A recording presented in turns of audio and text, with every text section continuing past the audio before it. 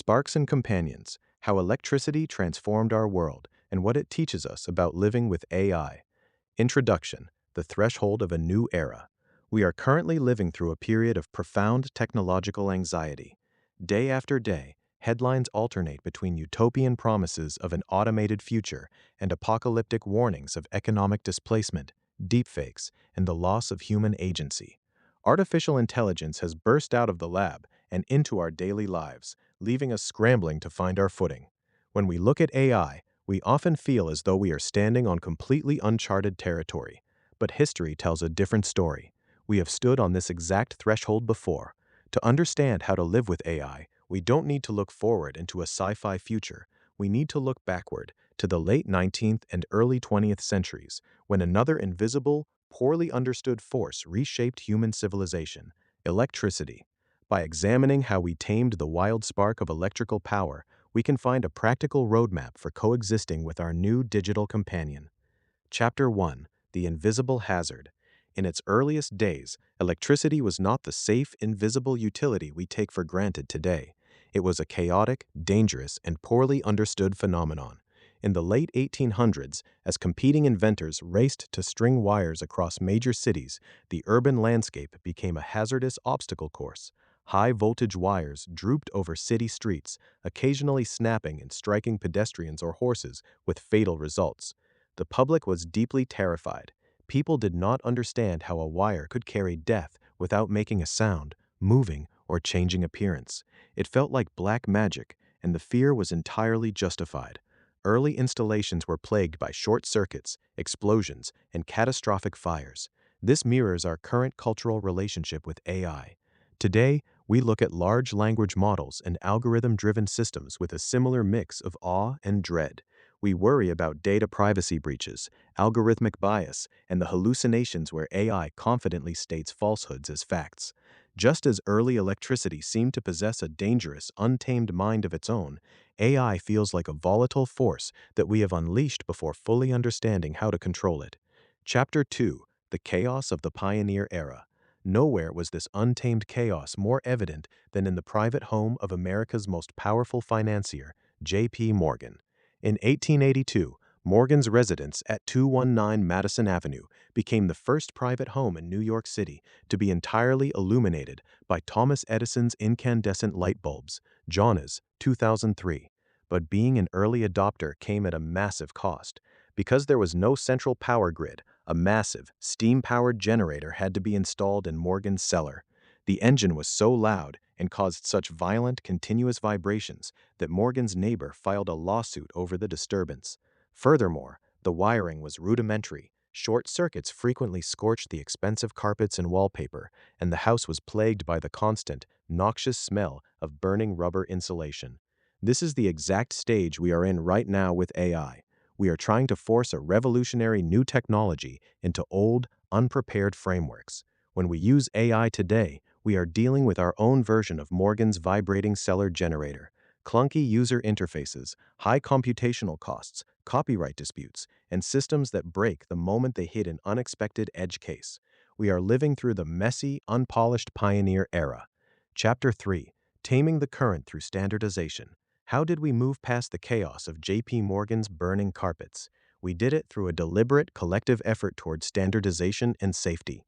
By 1897, after years of catastrophic electrical fires that left insurance companies reeling, a coalition of engineers, underwriters, and architectural experts came together to establish the first National Electrical Code, NEC, NFPA, 1897.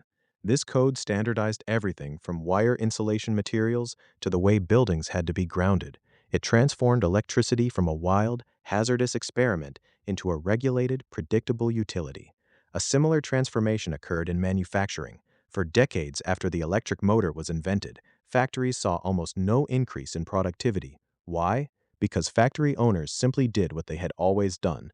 They took out their old central steam engine and shoehorned a single massive electric motor into its place, keeping the old, inefficient system of overhead shafts and belts.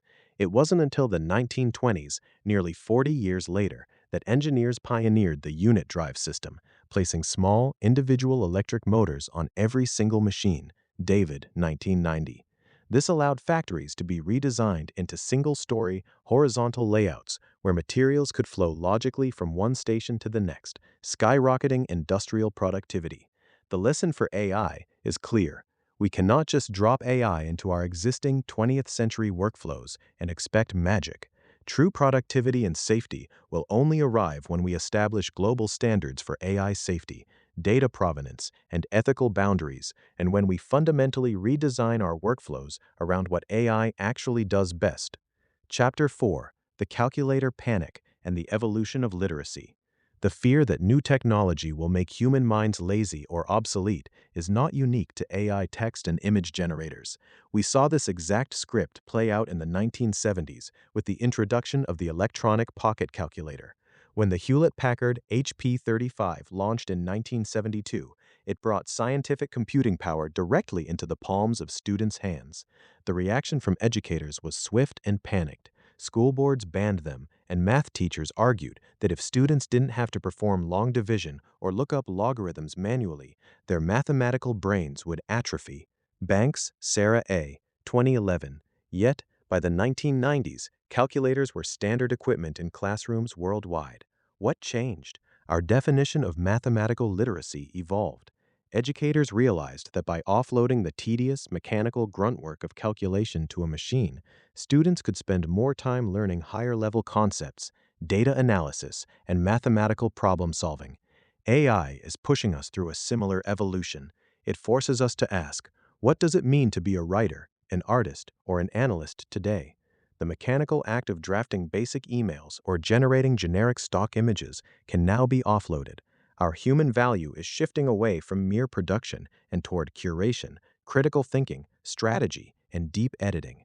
Chapter 5: Bearing the Weaknesses of Our Digital Companions. As we adapt to this shift, we must remain clear-eyed about AI's limitations.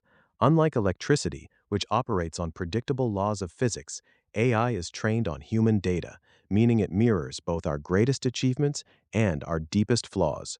We saw a stark example of this in February 2024, when Google's Gemini AI image generator made headlines for historical inaccuracies.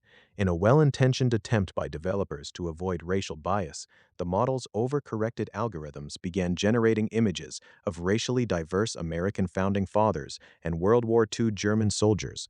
Google, 2024. It was a vivid reminder that AI does not know history, it simply predicts patterns based on the parameters we give it. When dealing with these imperfect systems, we can draw unexpected wisdom from a philosophical and ancient principle found in Romans 15:1. We who are strong ought to bear with the failings of the weak and not to please ourselves. In the context of technology, this reminds us that AI is not an all-knowing oracle, nor is it a malicious enemy. It is a fundamentally weak partner. It lacks consciousness, lived experience, and moral judgment. Therefore, the burden falls on us, the humans, to bear its weaknesses. We must provide the critical oversight, the ethical boundaries, and the human empathy that the algorithm entirely lacks. We cannot blindly trust the tool. We must actively guide it. Conclusion: Designing Tomorrow.